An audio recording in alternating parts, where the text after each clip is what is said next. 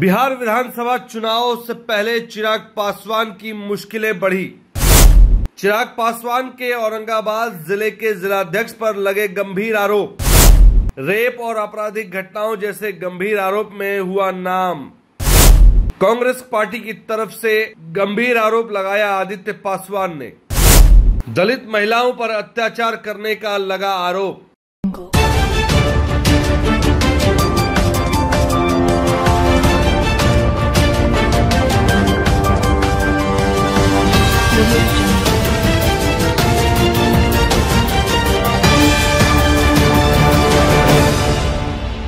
नमस्कार, आप देख रहे हैं BMW न्यूज बिहार। ये तस्वीर पहले आपको दिखाते हैं जो बिहार की दलित महिलाओं की है। राज्य में दलितों के साथ निरंतर हो रहे उत्पीड़न एवं आपराधिक घटनाओं को लेकर ये तस्वीर आपके सामने है। तो सबसे पहला सवाल उठता है कि बिहार में पहले जंगल राज था या अब है? बिहार में हिंदू खतरे में है या हिंदू के नाम पर दलित खतरे में है? ये कुछ ऐसे सवाल हैं जो झकझोर देते हैं। और जिस तरह से आपराधिक मामले दलित परिवारों के साथ हो रहे हैं, उनको देखते हुए कहना पड़ता है कि शायद बिहार में दलित सुरक्षित नहीं है। ये मैं नहीं, ये कहना है कांग्रेस पार्टी के बिहार प्रदेश कांग्रेस कमेटी SC विभाग के प्रदेश प्रवक्ता आदित्य पासवान का, जिन्होंने प्रेस कॉन्फ्रेंस करके इस पूरी घटनाक्रम को विस्तार से बताया है। और इस मौके पर हाल ही में दलित उत्पीड़न के शिकार हुए अनेकों परिवार के प्रतिनिधियों ने इसमें भाग लिया था और अपनी अपनी आपबीती मीडिया से भी साझा की। मीडिया को संबोधित करते हुए आदित्य पासवान ने जो कहा वो शायद आपके होश उड़ा देंगे। पहले आपको सुनवाते हैं आदित्य पासवान का वो बयान। सभी प्रेस मित्रों का बहुत बहुत स्वागत और धन्यवाद कि आप लोगों ने बिहार के वंचित दलित पिछड़ी पंक्ति पे जो लोग बैठे हैं उनकी आवाज़ बनने के लिए आज यहाँ पर बिहार विधान परिषद के परिसर में आप लोग आए हैं। आप सभी का तहे दिल से धन्यवाद। मैं आदित्य पासवान, प्रवक्ता बिहार प्रदेश कांग्रेस अनुसूचित जाति विभाग। आज आप लोगों के समक्ष कुछ ऐसे मुद्दे हैं जो पिछले 4-5 महीने में बिहार में हुए हैं। हत्याएं, उत्पीड़न, शोषण, और जो लोग उन हत्याओं के पीछे हैं, उस उत्पीड़न शोषण के पीछे हैं, आज भी वो खुलेआम घूम रहे हैं क्योंकि पुलिस का संरक्षण उन्हें प्राप्त है। बिहार की सरकार संवेदनहीन है। बिहार पुलिस का पक्षपातपूर्ण रवैया रहता है। आज पूरे बिहार में लगातार अनुसूचित जाति, जनजाति, हमारे भाई बहन जो पिछली पंक्ति में बैठे हैं, अति पिछड़ा समाज, सभी पर उत्पीड़न, शोषण, हमारी बहनों का यौन शोषण, बलात्कार और उनकी हत्या कर दी जा रही है। पिछले 4-5 महीने में कुछ मुख्य जो केसेस हैं मैं आप लोगों के सामने, आप लोग जानते भी होंगे उन सभी केसेस को, क्योंकि काफ़ी वो उसके बारे में चर्चा हुई पूरे बिहार में। पहला केस मैं आप लोगों के सामने लाना चाहूँगा। 13 मार्च को विक्रमगंज अनुमंडल में, वहाँ कछवा थाना के लेवा गांव में 16 वर्षीय रचना पासवान की हत्या कर दी गई। उनके शरीर को, उस बच्ची के शरीर को उसके घर से 100-150 मीटर की दूरी पे मार के फेंक दिया गया था। आधा शरीर जो है उसका छाती के नीचे जला हुआ था और संभावना ये जताई गई थी कि उसका यौन शोषण भी किया गया था। रचना की माता जी हमारी बगल में बैठी हैं। रचना के भाई चितरंजन पासवान हमारे बगल में बैठे हैं। ये पहला वाकयात है। दूसरा वाकयात 14 अप्रैल जब पूरा देश होली का त्यौहार मना रहा था, उसी दिन औरंगाबाद नगर थाना के ठीक सामने एक 13 वर्षीय बच्ची कोमल पासवान की गाड़ी से कुचलकर उसके घर के सामने के लोक जनशक्ति पार्टी के मनोज सिंह जो कि वहाँ के पूर्व अध्यक्ष थे लोजपा के, उनके बेटे सनी सिंह ने गाड़ी चढ़ा करके हत्या कर दी गई। वहाँ भी पुलिस का पक्षपातपूर्ण रवैया रहा है। केस को बिल्कुल पलट दिया गया और मात्र 6 से 7 फीट की सड़क है उनके घर के सामने और पुलिस का कहना है कि वो एक्सीडेंट है, जबकि वहाँ गाड़ी का चलना संभव ही नहीं है। पुलिस ने यह भी एंगल दिया है चार्जशीट में कि गाड़ी का ब्रेक फेल हो गया था और गेट तोड़ के गाड़ी निकल गई। लेकिन जब हम वहाँ गए, वारदात जहाँ पे हुई, जहाँ कोमल 13 वर्षीय कोमल की जहाँ हत्या की गई, जब वहाँ हम पहुँचे तो हमने देखा कि उसका गेट बिल्कुल इंटैक्ट है और इरादतन कोमल की हत्या कर दी गई। जाति सूचक गालियाँ दी गई कि दुसाध चमार, तुम लोगों ने इस मोहल्ले का माहौल खराब कर दिया है, और उसकी हत्या कर दी गई। बिहार की सरकार संवेदनहीन है, कोई पूछने वाला नहीं है। पुलिस पक्षपातपूर्ण रवैया क्यों अपनाती है, इसका सवाल आपको बिहार सरकार और बिहार की पुलिस प्रशासन से करना चाहिए। तीसरा केस मुजफ्फरपुर के सरैया थाना के गुड़ीगांवा में हुआ। नहीं, उससे पहले मैं बताना चाहूँगा कि कोमल की बहन जो प्रत्यक्षदर्शी थी उस केस में, इसके सामने सब चीज़ हुई और कोमल के पिताजी विनय पासवान जी हमारे साथ हैं, आगे आप लोगों से बात करेंगे। तीसरा केस है, जैसा कि मैंने बताया कि मुजफ्फरपुर के सरैया थाना के गुड़ीगांवा में, डेट क्या था? 18 अप्रैल को वहीं के स्थानीय दबंगों ने सिर्फ मंजय, यहाँ बैठा हुआ है, मंजय को इतनी बुरी तरह से पीटा और मंजय को पीटने के बाद गांव में घुस करके महिलाओं के साथ, बच्चों के साथ, वहाँ के जो बुजुर्ग बूढ़े थे उन सभी को बुरी तरह से पीटा और कहा कि 1991 में जिस तरह से यहाँ पे 200 घरों में आग लगाई गई थी, फिर से उसकी पुनरावृत्ति हम लोग करेंगे। और यही 1991 में वहाँ पे करीब 200 घरों में आग लगा दिया गया था, जिसमें लालू प्रसाद जी वहाँ से गए थे और इंदिरा आवास के द्वारा वहाँ के जो पासवान समाज के लोग थे उन्हें घर देने का काम किया। मैं चाहता हूँ कि आप सभी, हमारे बगल में चितरंजन बैठे हैं, उनकी माँ बैठी हैं, रचना पासवान के भाई और बहन, विनय जी हैं, स्वीटी हैं, रुपेश हैं, मंजय हैं, इन सभी से जाने कि किस तरह से पुलिस का और सरकार का संवेदनहीन रवैया, पक्षपातपूर्ण रवैया रहा है और सिर्फ ये पुलिस की कार्रवाई ऐसी हुई है कि सिर्फ थाना और कोर्ट ये करने लायक बच गए हैं। इनको न्याय मिलता हुआ दूर दूर तक नहीं दिखाई दे रहा है। पहले मैं चाहूँगा स्वीटी और विनय जी से आप बात करें। बताइए क्या मामला है? जोर से बोलिएगा। यही है कि 11 तारीख के एगो पंडित था, उसको जमीन लिया, तो कह रहे थे कि वो कहते हैं कि हमारे जमीन छोड़ के भाग जाओ, हट जाओ। हम गरीबारी बनिहारी कह के हम खाए के जगह जमीन खेत बाजार नहीं थे, कसम गरीबारी बनिहारी कह के हॉस्पिटल में लिए 2016 में मर गई। कस के बोलिए आपका आवाज। में जमीन घर ले बड़ू, हमारी जमीन छोड़ दो, 10 लाख रुपया मुँह मांगा देते नहीं, तू जमीन छोड़ हमारे अथी हट गया। और जे जन 2-4 गो आदमी और दारू पियत रहन जाओ उनका साथ में, तो ना अनहरिया रात रहे जन हम ना गुनी ना चिन्हनी के हाँ हमारा ना गुनी जा लाइन बनावे जन जो हम एथी मरले बानी 6 पर, तो कहीं पुलवा पर लाइनवा चढ़ा दियो। तो और पंडित जी रहन कहीं बबुआ तनी हमारे लाइनवा पार देता, तकलन के चाची से ले आओ तो बरन। और वही घड़ी जन कहलन ना तन के हमरा कितना धमकैलन। अब 12 तारीख लड़की हमारे 11:30 बजे गायब हो गई दिन में। अभी तक बच्ची नहीं मिली है? ना मिली, 4 बजे जो हनी। कहाँ का मामला है?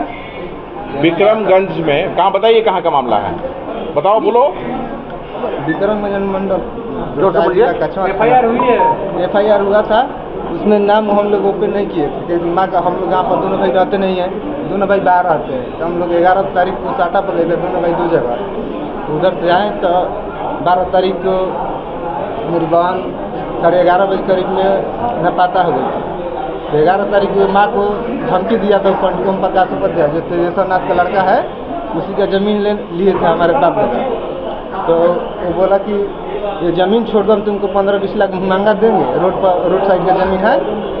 तो मम्मी से गाली गलौज किया कि चमार साहब कहाँ से हमारे बाबा का ज़मीन ले लिया, अगर तुम लोग ज़मीन नहीं छोड़ता है तो हम तुमको कल बता देंगे। ऐसे कहते हैं आज धमकी दिया और कल हमारा बहन गायब हो गई।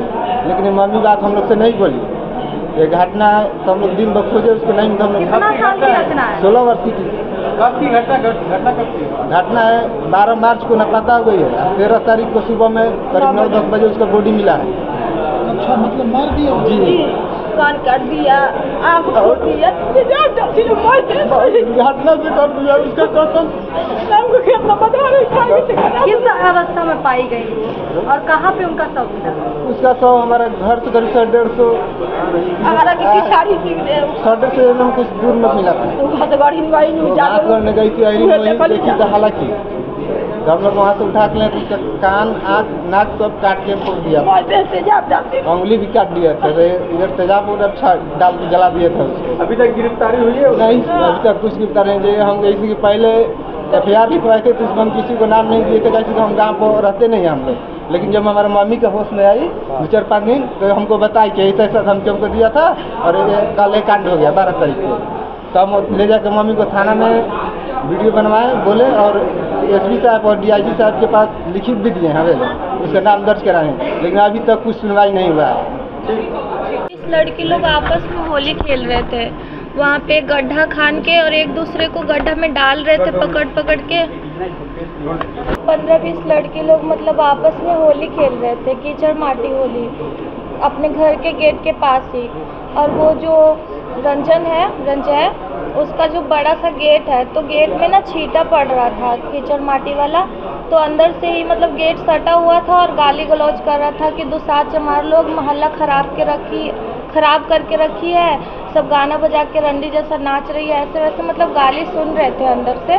तो मामा बोले कि तुम लोग को गाली दे रहा है, तो हम लोग बोले कि नहीं, झगड़ा होने के कारण नहीं बताएं। और फिर मामा ना मोटर चालू किए और बोले कि अब तुम लोग सब खेल ली बहुत, जाओ जाके नहा लो। तो हम लोग ना वहीं पे पंप निकाल के और नहा लिए। नहा के बस घर में ही एंट्री कर रहे थे कि अचानक से ना वो हॉर्न बजाया, ना कोई गेट ढक कुछ भी नहीं किया, सीधे स्पीडली गाड़ी लेके आया। इतना स्पीड में लाया ना कि हम भी वहीं थे, उसका स्पीड से हम उधर फेंका गए और मेरी कोमल और मौसी की बेटी मुस्कान दोनों चक्का के नीचे आ गई। कोमल के तो चेस्ट के पास यहाँ एक चक्का चढ़ा हुआ था और मुस्कान जो मौसी की बेटी है उसका एक पैर पे चक्का चढ़ा हुआ था।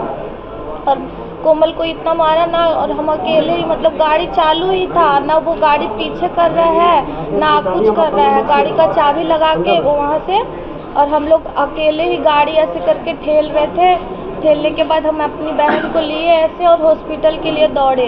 तब तक हम लोग सब लोग देखने लगा कि किसकी बेटी छिपाई। तब तक वो भाग गया वहाँ से, गाड़ी वैसे ही चालू छोड़ के भाग गया। फिर आसपास का लोग उसका गाड़ी बंद किया और ले जाके वहाँ थाना में जमा कर दिया। और हम लोग हॉस्पिटल लेके गए तो वहाँ पे बोल दिया कि अब कोमल नहीं है, खत्म हो गई। कुछ नहीं हुआ है, बस वो हम लोग दबाव डाले। 5-6 दिन के बाद वो खुद ही सरेंडर किया अपने आप को। जब दबाव बना ना उस पर, तब जाके वो सरेंडर किया है खुद को। आप पहचानते थे जिन्होंने ये किया? हाँ, हम खुद देखे हैं उसको। आगे का जो चला रहा था गाड़ी ना, उसका शीशा खुला हुआ था गाड़ी का। जो दो अभियुक्त उसके पिता मनोज सिंह और विनोद सिंह, 2 लोग जो थे वो, उनकी गिरफ्तारी कभी हुई नहीं और वो आज तक अपने घर में रह रहे हैं। और 302 और 307 का जो धारा था, आज फाइनली चार्जशीट में उन धाराओं को भी हटा दिया गया, जबकि हत्या है ये।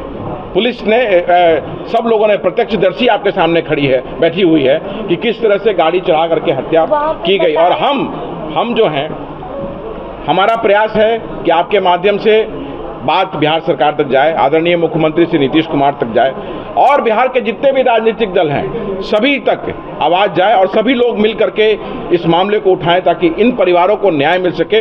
और अगले 10 दिनों में अगर न्याय नहीं मिलता हुआ दिखता है तो इनको लेकर मैं सड़क पे उतरूंगा। मैं आदरणीय मुख्यमंत्री जी को आज चिट्ठी भी लिख रहा हूं इसी आशय को लेकर के, और मुझे उम्मीद है कि मुख्यमंत्री जी संज्ञान लेंगे और जल्द से जल्द कार्रवाई भी करेंगे।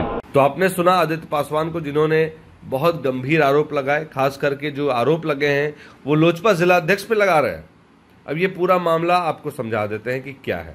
मीडिया को संबोधित करते हुए आदित्य पासवान ने कहा कि प्रदेश में दलितों के साथ निरंतर हो रही उत्पीड़न एवं आपराधिक घटनाओं को रोकने में वर्तमान नीतीश सरकार पूरी तरह से विफल है तथा प्रत्येक मामले में पुलिस प्रशासन का रवैया मामलों को रफा दफा करने तक ही सीमित है, जो बेहद शर्मनाक एवं दुखद है। प्रेस वार्ता के दौरान पीड़ित परिवारों द्वारा साझा किए गए अनेकों अनुभवों ने नीतीश सरकार के दलित विरोधी चेहरे को बेनकाब कर दिया। हाल ही में राज्य के दलितों के साथ घटित दुखद घटनाओं का जिक्र करते हुए श्री पासवान ने कहा कि दिनांक 14 मार्च 2025 को औरंगाबाद में 13 वर्षीय कोमल पासवान को उसके पड़ोसी मनोज सिंह, विनोद सिंह और सन्नी सिंह ने पहले जाति सूचक गालियां दी और उसके बाद सन्नी सिंह ने 13 वर्षीय कोमल पासवान को गाड़ी से कुचल दिया। और ये 14 मार्च की जो घटना है, आपको बता दूं, जो सूत्र बता रहे हैं उनका कहना है कि नगर थाना, जो औरंगाबाद का नगर थाना क्षेत्र है, ठीक उसके सामने की है। अब जरा सोचिए कि नगर थाना क्षेत्र में,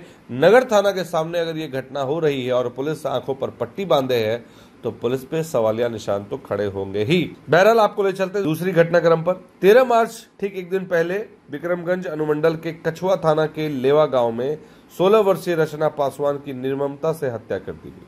18 अप्रैल 2025 को मुजफ्फरपुर के सरैया थाना के गुड़िया गांव में ही वहां के स्थानीय दबंगों ने पासवान समाज के बच्चों, महिलाओं एवं वृद्ध लोगों को बुरी तरह से पीटा और पूरा गांव जला देने की धमकी दे डाली। बावजूद इसके पुलिस मौन रही। 18 दिसंबर 2024 को मुजफ्फरपुर के सरैया थाना के चांदपुरा में वहीं के दबंगों ने पासवान समाज के बच्चों को सिर्फ इसलिए पीटा क्योंकि वो अच्छे कपड़े और मोटरसाइकिल पर चलते हैं। इन सभी घटनाओं में आज तक पीड़ित दलित परिवारों को न्याय सुनिश्चित नहीं हो सका है। अदित पासवान ने इस प्रेस वार्ता के माध्यम से सरकार का ध्यान आकृष्ट करते हुए त्वरित न्याय की मांग की है। प्रदेश का दलित समाज सरकार की उपेक्षा से त्रस्त है और अपनी मांगों को लेकर आंदोलनात्मक कार्रवाई करने को विवश है। इन सभी जगहों पर उन्होंने दबाव बनाया तो थोड़ी कार्रवाई तो शुरू हुई। जैसा सुनने में आ रहा है, सूत्र बता रहे हैं कि जिन लोगों का पासवान जी ने नाम लिया उनमें सन्नी को गिरफ्तार कर लिया गया है। सन्नी सिंह को गिरफ्तार पुलिस ने कर लिया है और बाकी के मामलों में छानबीन जारी है। लेकिन एक जो खबर आ रही है सूत्र के मुताबिक कि जो मनोज सिंह और विनोद सिंह है वो अपने घर में ही रह रहे हैं। पुलिस उन पर हाथ डालने से कतरा रही है और ऐसे में अगर पुलिस इन लोगों पर हाथ डालने से कतरा रही है तो बड़ा सवाल उठता है कि आखिर इनको शरण किसका मिल रहा है? सरकार में बैठे लोगों का शरण मिल रहा है क्या? ये बड़ा सवाल है। अगर हमारी खबर सरकार तक पहुंच रही है तो सरकार से हमारी भी अपील रहेगी कि इस मामले में जल्द से जल्द कार्रवाई करें, क्योंकि ये दलित परिवार भी भारत की जनता है, भारत का हिस्सा है। और अगर उनके साथ भी इस तरह का व्यवहार हुआ तो ये कहना गलत नहीं होगा कि देश आज़ादी से पहले गुलाम ही सही था। आप इस खबर पर अपनी क्या राय रखते हैं? कमेंट के माध्यम से अपनी बात हम तक जरूर साझा करें और बने रहें BMW न्यूज़ बिहार के साथ। Bureau report, BMW news Bihar, Aurangabad. धन्यवाद। सूर्या हॉस्टल एक बार अपने बच्चे को जरूर भेजें। सीमांचल का सर्वश्रेष्ठ हॉस्टल, 4ठी कक्षा से 10वीं तक कोचिंग एवं ट्यूशन निःशुल्क, बेहतरीन और हर सुविधा से लबरेज। हमारा पता है दलन कटिहार। संपर्क करें 7903-464641 पर। हमारा वीडियो अगर आपको अच्छा लगा हो तो आप हमारे वीडियो को लाइक करें, शेयर करें और हमारे चैनल को सब्सक्राइब जरूर करें।